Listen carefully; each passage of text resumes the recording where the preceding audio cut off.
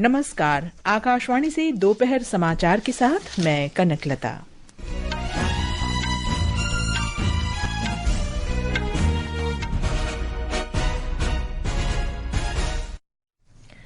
गृहमंत्री अमित शाह ने आरोप लगाया, तृणमूल कांग्रेस सरकार के शासनकाल में भ्रष्टाचार और कुप्रशासन ने पश्चिम बंगाल को बर्बाद कर दिया।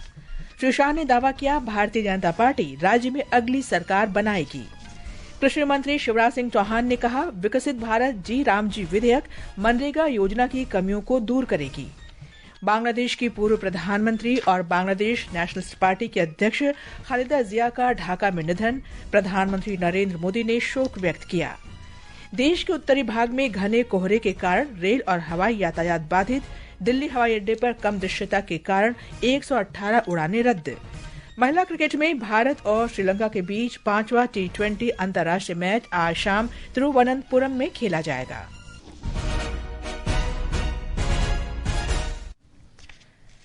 गृहमंत्री अमित शाह ने तृणमूल कांग्रेस की सरकार पर राज्य में व्याप्त भ्रष्टाचार और कुप्रशासन के कारण पश्चिम बंगाल को बर्बाद करने का आरोप लगाया। कोलकाता में आज श्री शाह ने तृणमूल कांग्रेस पर सुरक्षा के मुद्दे पर विफल रहने का आरोप लगाया। उन्होंने कहा कि पश्चिम बंगाल की मुख्यमंत्री ममता बनर्जी घुसपैठ की समस्या का समाधान करने में विफल रही हैं। आरजे कर और कस्बा विधि महाविद्यालय की दुष्कर्म की घटनाओं पर गृहमंत्री ने कहा कि राज्य में महिलाएं सुरक्षित नहीं हैं। गृहमंत्री ने कहा कि भारतीय जनता पार्टी अगले वर्ष होने वाले पश्चिम बंगाल विधानसभा चुनाव में 2/3 बहुमत से सरकार बनाएगी। गृहमंत्री ने कहा कि वर्ष 2016 के चुनाव में 3 सीट जीतने वाली पार्टी ने 5 वर्ष में 77 सीटें हासिल कर ली हैं। 19 के लोकसभा चुनाव में हमें 41% वोट मिले और 18 सीटें मिली और 21 के विधानसभा चुनाव में हमें 38% वोट मिले और 77 सीटें मिली। ये बहुत बड़ा अंतर है। जिस पार्टी को केवल 3 सीट मिले थे, वो पार्टी 5 साल के ही अंतराल में 77 सीट प्राप्त करी। श्री शाह ने कहा कि अगला चुनाव पश्चिम बंगाल में घुसपैठ रोकने और घुसपैठियों को निकालने के मुद्दों पर लड़ा जाएगा। उन्होंने कहा कि बंगाल सीमा से हो रही घुसपैठ राष्ट्रीय सुरक्षा का मुद्दा है।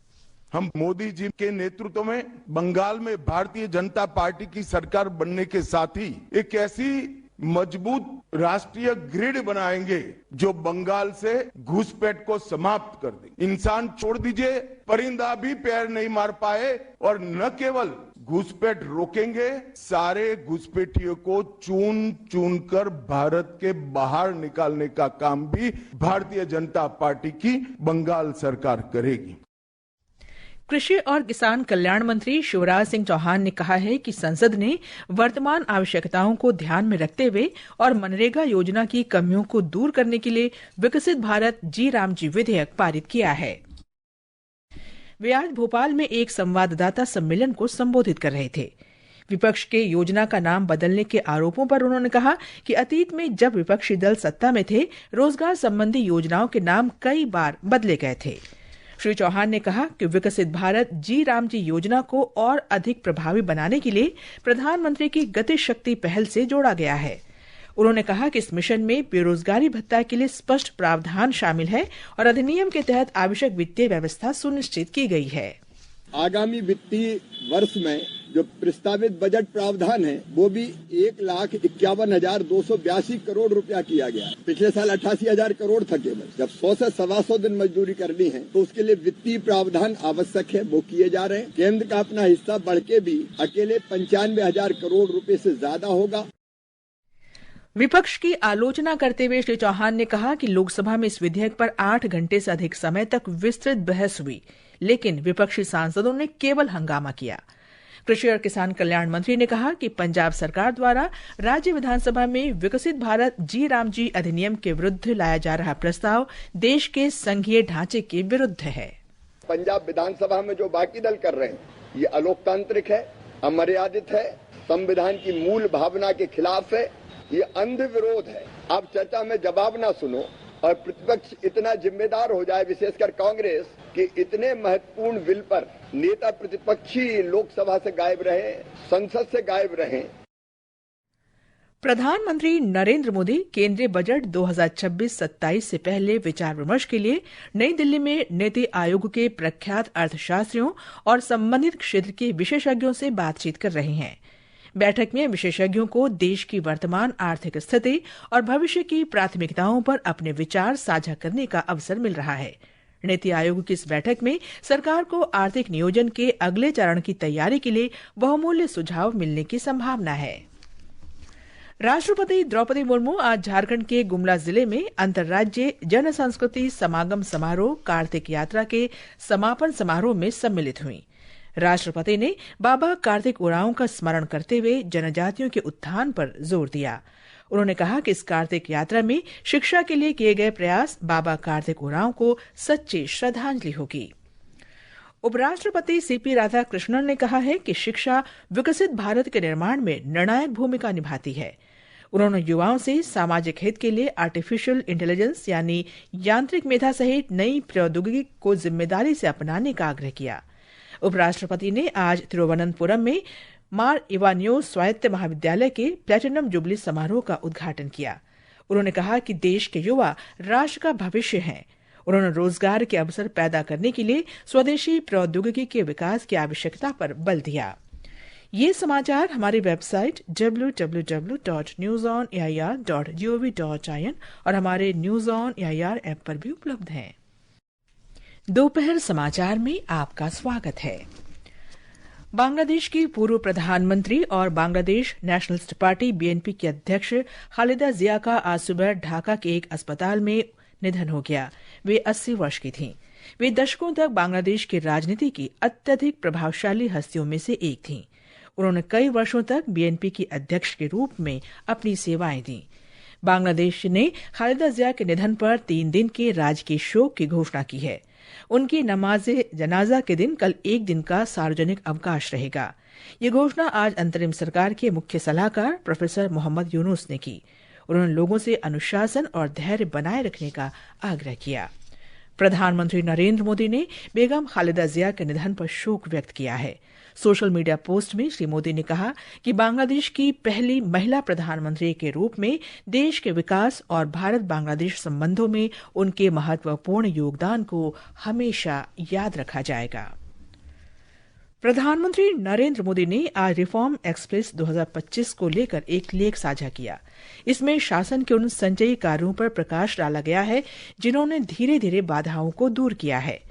केंद्रीय मंत्री हरदीप सिंह पुरी की एक पोस्ट को साझा करते हुए श्री मोदी ने कहा कि श्रम कानूनों और व्यापार समझौतों से लेकर रसद, ऊर्जा और बाजार सुधारों तक देश की विकास गाथा विश्वसनीयता, स्थिरता और दीर्घकालिक विश्वास पर आधारित है। नागर विमानन मंत्री राममोहन नायडू ने आज बेंगलुरु में हिंदुस्तान एरोनॉटिक्स लिमिटेड HAL में नई पीढ़ी के ध्रुव हेलीकॉप्टर के नागरिक संस्करण की पहली उड़ान को रवाना किया। इस हेलीकॉप्टर को स्वदेशी शक्ति इंजन के लिए नागर विमानन महानिदेशालय से नागरिक प्रमाणन प्राप्त हुआ है। श्री राममोहन नायडू ने इसे ऐतिहासिक क्षण बताया। उन्होंने कहा कि ध्रुव का नागरिक संस्करण आत्मनिर्भरता को बढ़ावा देगा। मुंबई में उपनगरीय भांडुप पश्चिम में एक BEST बस ने पैदल यात्रियों को कुचल दिया। दुर्घटना में 4 लोगों की मौत हो गई जबकि 9 अन्य घायल हो गए। ये घटना कल रात करीब 10 बजे वेस्ट स्टेशन रोड पर हुई। पुलिस ने बताया कि मृतकों में 3 महिलाएं थीं। बस चालक को हिरासत में ले लिया गया है। मुख्यमंत्री देवेंद्र फडणवीस ने मृतकों के परिवारों को 5-5 लाख रुपए की अनुग्रह राशि देने की घोषणा की है। प्रधानमंत्री नरेंद्र मोदी ने दुर्घटना पर गहरा दुख व्यक्त किया है। सोशल मीडिया पोस्ट में प्रधानमंत्री ने इस हादसे में अपनों को खोने वाले लोगों के प्रति संवेदना व्यक्त की और घायलों के शीघ्र स्वस्थ होने की कामना की। उत्तराखंड में अल्मोड़ा जिले के विनायक क्षेत्र में आज सुबह एक बस दुर्घटनाग्रस्त हो गई। इसमें सवार 6 लोगों की मृत्यु हो गई।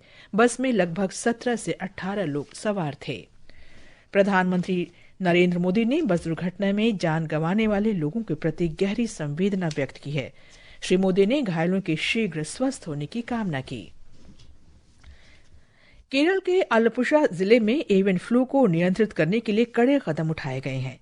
इसके लिए पुणे स्थित राष्ट्रीय विषाणु विज्ञान संस्थान में नमूने भेजे गए हैं। रोकथाम को लेकर आपातकालीन बैठक बुलाई गई और तुरंत उपाय शुरू किए गए। इस बीच आलपुषा जिला कलेक्टर ने प्रभावित क्षेत्र के 10 किलोमीटर के दायरे में मुर्गी उत्पादों की बिक्री और सेवन पर प्रतिबंध लगा दिया है। आज भीम यानी Bharat interface for money app की 9वीं वर्षगांठ है।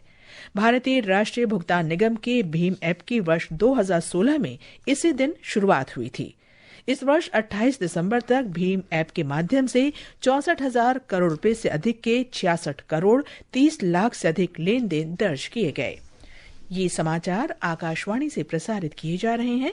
ताज़ा समाचार जानने के लिए आप हमारे social media handle X@AIR news Hindi को फॉलो कर सकते हैं। ये आकाशवाणी है। देश के उत्तरी भागों में घने कोहरे से आज रेल और हवाई यातायात प्रभावित हुआ। दिल्ली आने वाली 20 से अधिक रेलगाड़ी 3 घंटे से अधिक देरी से चल रही हैं। खराब मौसम के कारण हवाई यात्रा भी प्रभावित हुई है। घने कोहरे और कम दृश्यता के कारण आज 118 उड़ानें रद्द कर दी गईं। मौसम विभाग ने ओडिशा के कुछ हिस्सों में आज शीतलहर का अनुमान व्यक्त किया है। बिहार, उत्तर प्रदेश और उत्तराखंड के कुछ हिस्सों में आज ठंड रहेगी। अरुणाचल प्रदेश, बिहार, हिमाचल प्रदेश, झारखंड, ओडिशा, पश्चिम बंगाल के हिमालयी क्षेत्र, पश्चिम बंगाल, सिक्किम और पूर्वोत्तर में घना कोहरा रह सकता है। प्रधानमंत्री नरेंद्र मोदी ने स्वतंत्रता संग्राम में नेताजी सुभाष चंद्र बोस के योगदान का स्मरण किया है। सोशल मीडिया पोस्ट में श्री मोदी ने कहा कि 30 दिसंबर 1943 को नेताजी ने पोर्ट ब्लेयर में अटूट साहस और वीरता के साथ तिरंगा फहराया था। और अब खेल खबरों के साथ हैं जागृति शर्मा। महिला क्रिकेट में भारत और श्रीलंका के बीच 5वां और अंतिम T20 अंतर्राष्ट्रीय मैच आज तिरुवनंतपुरम में खेला जाएगा। ये मैच शाम 7 बजे शुरू होगा। हरमनप्रीत कौर की अगुवाई वाली भारतीय टीम पहले ही श्रृंखला में 4-0 की अजेय बढ़त बना चुकी है। वहीं रांची में महिला हीरो हॉकी इंडिया लीग में रांची बंगाल टाइगर्स ने अपने पहले मुकाबले में JSW सूरमा हॉकी क्लब को 1-0 से हरा दिया। हॉकी इंडिया लीग का सीधा प्रसारण वेव्स और हॉकी इंडिया लीग के YouTube चैनल पर किया जा रहा है। उधर कतर में फिडे वर्ल्ड ब्लिट्ज शतरंज चैंपियनशिप 2025 के पहले दिन भारत के अर्जुन एरिगेसी शीर्ष स्थान पर रहे। अर्जुन 13वें दौर में 10 अंकों के साथ मैक्सिम वाचियर-लागरेव और फेबियानो कारुआना के साथ ओपन वर्ग में शीर्ष पर हैं। इस बीच 13वें मोहम्मद बिन राशिद अल मखतूम अंतर्राष्ट्रीय खेल पुरस्कार के विजेताओं की घोषणा कल दुबई में विश्व खेल शिखर सम्मेलन में की गई। सर्बिया के टेनिस स्टार नोवाक जोकोविच को global life time achievement award से सम्मानित किया गया। अगले वर्ष मैक्सिको, कनाडा और अमेरिका में होने वाले फीफा फुटबॉल विश्व कप के लिए 15 करोड़ से अधिक टिकटों का अनुरोध प्राप्त हुआ है। विश्व कप टिकटों के अनुरोध का ये नया रिकॉर्ड है। विश्व कप अगले वर्ष 11 जून को शुरू होगा। विश्व कप में रिकॉर्ड 48 टीम कुल 104 मैच खेलेंगी। अंत में मुख्य समाचार एक बार फिर। गृहमंत्री अमित शाह ने आरोप लगाया, तृणमूल कांग्रेस सरकार के शासनकाल में भ्रष्टाचार और कुप्रशासन ने पश्चिम बंगाल को बर्बाद कर दिया। श्री शाह ने दावा किया, भारतीय जनता पार्टी राज्य में अगली सरकार बनाएगी। कृषि मंत्री शिवराज सिंह चौहान ने कहा, विकसित भारत जी राम जी विधेयक मनरेगा योजना की कमियों को दूर करेगी। बांग्लादेश की पूर्व प्रधानमंत्री और बांग्लादेश नेशनलिस्ट पार्टी के अध्यक्ष खालिदा जिया का ढाका में निधन, प्रधानमंत्री नरेंद्र मोदी ने शोक व्यक्त किया। देश के उत्तरी भाग में घने कोहरे के कारण रेल और हवाई यातायात बाधित, दिल्ली हवाई अड्डे पर कम दृश्यता के कारण 118 उड़ानें रद्द। महिला क्रिकेट में भारत और श्रीलंका के बीच 5वां T20 अंतर्राष्ट्रीय मैच आज शाम तिरुवनंतपुरम में खेला जाएगा। इसके साथ ही दोपहर समाचार का ये अंक समाप्त हुआ। नमस्कार।